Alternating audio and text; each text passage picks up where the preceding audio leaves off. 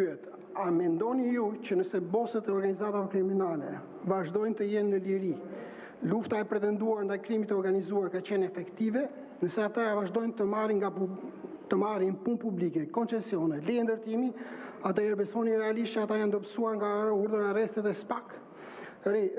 Unë përmenda pak edhe në një pyetje që më bë pak më parë, detyra e prokurorisë së posaçme është të regjistrovë procedimin penal, të kryejë një hetim objektiv gjithanshëm, ngrejë akuzë, kërkojë mas sigurimi kur ka vënë për kërkuar dhe pastaj të ngrejë akuzë. Nga ana jonë, si institucion, ky detyrim është përmbushur. Në disa raste kemi ngritur akuza për organizata kriminale, grupe struktura kriminale, masa sigurimi gjithashtu janë lëshuar nga gjykata dhe prokuroria e posaçme nuk ka gjë tjetër, nuk mund të bëjë gjë tjetër veçse të urdhërojë ekzekutimin e masave të sigurimit dhe të shpallë në kërkim ndërkombëtar në rastet ku kjo masë sigurimi nuk ekzekutohet në territorin e Republikës së Shqipërisë. Dhe këtë detyrim ligjor ne e kemi përmbushur.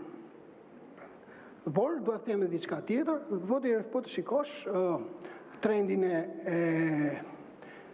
ekstradimeve, ka një trend rritës të ekstradimeve nga gjithë vendet e Europës, por edhe ke patur raste edhe nga Amerika Latine, nga Emiratet dhe numri të ekstraduarve, sidomos në vitin 2024, por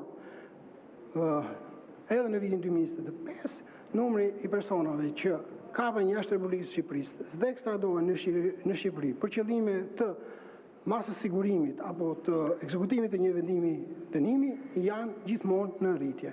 Kështu që e rëndësishme është që t'i vësh para përgjegjësisë penale. Herët vonë ata do kapën dhe do vuajnë pasojat e kundërligjshmërisë që ata kanë kryer. Një pyetje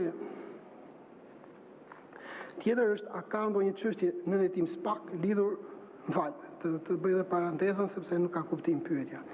Në një investim, kështu keni shkruar, në një investim të mediave do të jetë një investigim të mediave italiane, rezulton se një bos i krimit të organizuar, shteta si Artur Shehu, bën marrëveshje me përfaqësues të qeverisë shqiptare për të investuar në Shqipëri në një takim të zhvilluar në Aruba. Dhe vërteta është që ky person ka kryer disa investime në Shqipëri më pas.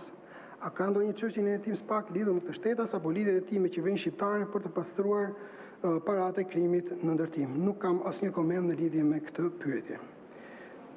Pyetja tjetër e zonjës Hoti, në raportin e fundit të Departamentit të Drejtësisë, Departamentin Amerikan të Shtetit, për klimën e investimeve në vitin 2024, ndër të tjera theksohet edhe ndërhyrja e krimit të organizuar në investime, apo përdorimi i parave të pista në investime. Ndërkohë, antimafia italiane ka qenë konkrete, duke theksuar se paratë e krimit të organizuar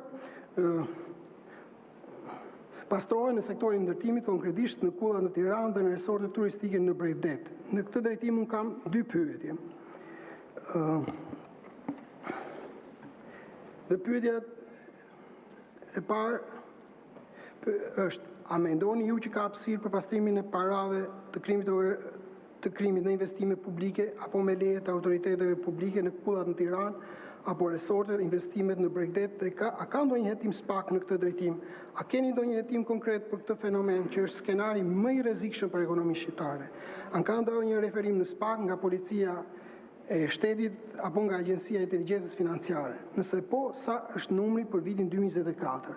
Dhe pyetja tjetër është, ligji për prokurimin publike ndalon që personat të dënuar për një rreth të caktuar veprash penale, ku përfshihet edhe krimi organizuar apo trafiku i drogës, nuk mund të përfshihen në prokurime publike. Në fakt, rezulton që këta persona shpesh përfitojnë prokurime publike, qoftë si kontraktor apo nën kontraktor, apo duke maskuar në kompanitë e tyre në emër të personave të afërt. A keni ju ndonjë hetim për shpërdorim të tyre për rezultate të lartë që lejojnë fenomene të tilla apo mbyllin syt para ndalesave të tilla? Në këndvështrimin tuaj, përfitimi i tendrave publik nga persona me rekorde kriminale është luftë ndaj krimit të organizuar apo e fuqizon krimin? Tani, lidhur me pastrimin e parave, unë dash edhe shifra konkrete se sa për punën që ka bërë SPAK, për numrin e procedimeve penale që ka ardhur gjithmonë në rritje, edhe numri i personave të hetuar, edhe numri i personave të gjykuar ka ardhur gjithmonë në rritje për veprën penale të pastrimit parave, po një tregues tjetër është edhe sekuestrimi dhe konfiskimet e kryera në hetimet tona, e cili edhe numri, edhe vlera pasurive sekuestruara dhe konfiskuara, siç e përmendat në raport, ka ardhur në rritje. Nga SPAK hetohet çdo zyrtar për cilin ka prova se gjatë ushtrimit të detyrës ka kryer një vepër penale, qoftë edhe ata që kanë konsumuar veprën penale të shkeljes barazisë pjesëmarrëse në tendera apo kanë favorizuar, për më tepër kanë favorizuar organizata kriminale apo grupe kriminale duke ju dhënë tendera atyre. Sa takon referimeve nga policia e shtetit, për vitin 2024 janë vetëm 2 referime nga policia e shtetit për veprën penale të pastrimit të parave. Nga Agjencia nga FIU nuk ka ndonjë referim, por patjetër me ish-FIU ne kemi një komunikim të shpeshtë, shkëmbejmë informacione të shumta, informacione të cilat i përdorim në hetimet tona. Tani ju më thoni doni edhe një këndvështrim timin për përfitimin e tenderave publik nga persona me rekorde kriminale, nëse këto e fuqizojnë krimin, po patjetër që e fuqizojnë krimin, nëse grupe të krimit organizuar, qoftë në formën e grupit strukturuar apo organizatave kriminale, arrin të fusin duart edhe në fondet publike, patjetër që ata forcohen më shumë, nuk dobësohen. Pyetjet nga Belind, nga deputeti Belind Këlliçi.